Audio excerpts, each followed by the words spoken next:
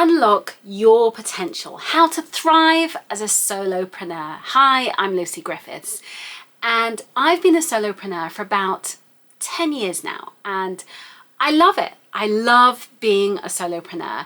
It means that I can juggle family life, and I get to work in a way that works for me. And perhaps you're in the same boat where you're wanting to look after your children, or just you're tired of the rat race. You're tired of the 9 to 5 or the 9 till 11 or whatever it may be, and you're working crazy hours.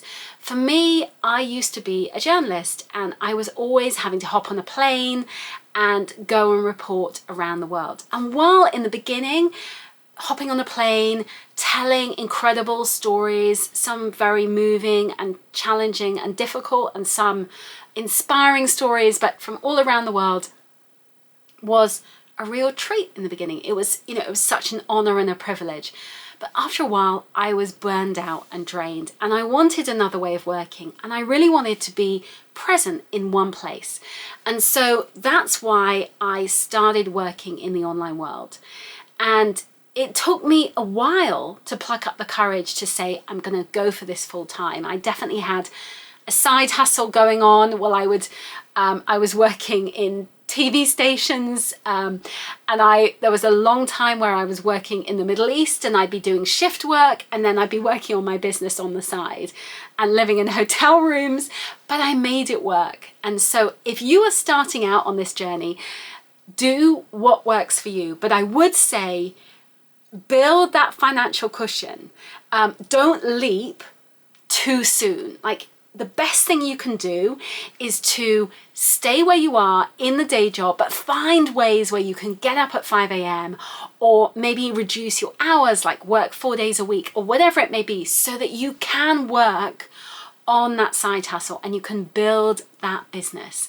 Because it makes a massive difference to to you and your safety net. You make better business decisions when you're coming from a place of strength, from when you've said, oh, I'm a solopreneur, and then the money's not coming in and you operate in a place of panic.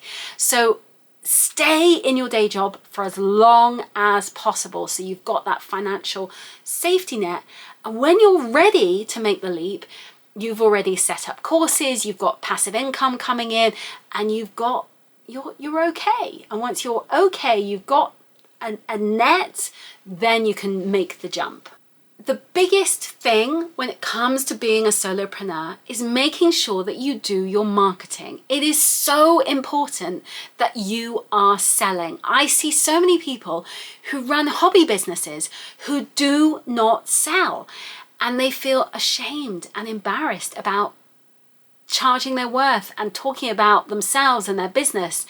And it is intricately linked in who they are and what they're about and how good they are and how good they feel they are.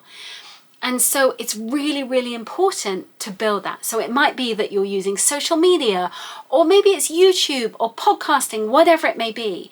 But build a platform, build your audience, and then you can sprinkle your offers. So liberally sprinkle your offers throughout, where you're inviting people to buy your products and services. And make it a no-brainer. Make it that it is so good, they would be stupid not to buy it. Make it so good that it's like it is an irresistible offer. And I know that word is used so often, but make it that it's really like people go, oh, great. And when you're talking to people, and if they get that, then you know you're onto a winner. If they're like, oh, that sounds interesting, then you know it's not quite hitting the mark. So go for the irresistible offer and use it to test in the beginning. Test what is working, what's not. If it's not working, don't just keep plodding on with that thing. Go back to the drawing board. Nowadays with ChatGPT, you can ask ChatGPT, give me some ideas on this topic, and it will give you a whole host of ideas. You don't necessarily have to say, oh, well, ChatGPT's given me this thing, I'm just going to spit out that and put that on social media.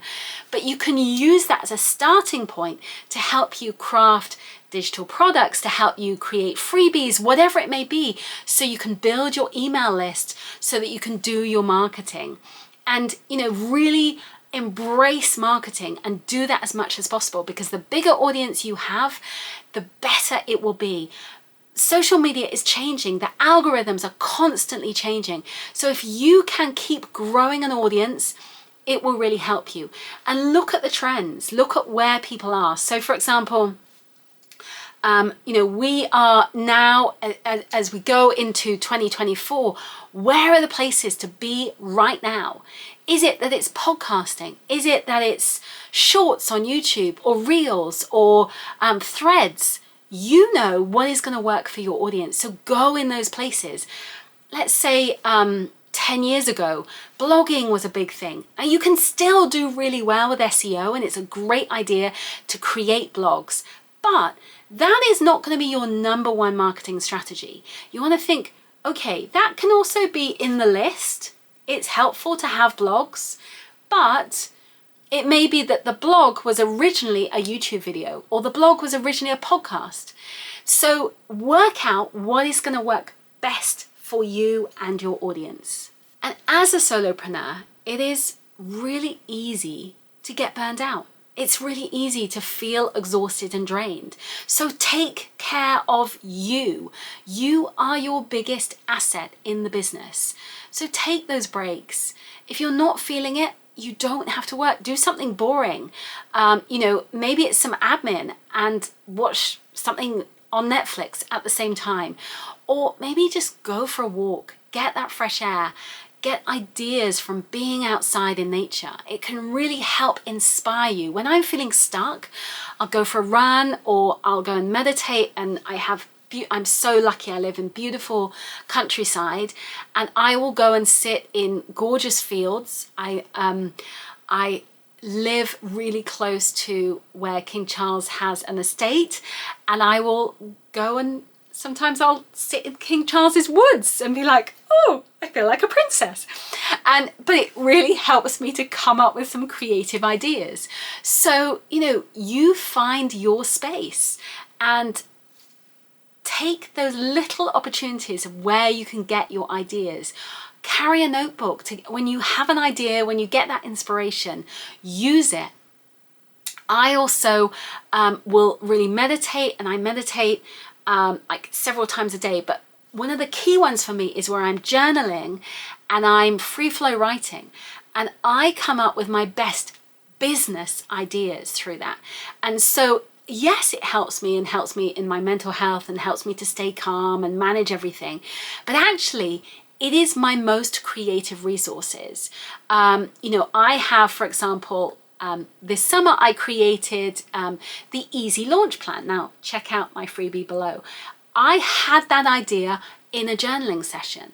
And so then it was like, oh, I've had this idea. Then it was like, oh, here's a freebie. Oh, why don't we create this course? And suddenly I created this course in super fast time because it was all in alignment. And so when you're in flow, when you are in that kind of easy space, everything is much easier. So allow yourself that time and that creativity to have that flow, because when you are in flow, your business will be easier. And if you like this video, I would love you to subscribe. Please click on the link below to subscribe, and I hope to see you again soon. Thanks so much for watching. Bye, bye, bye.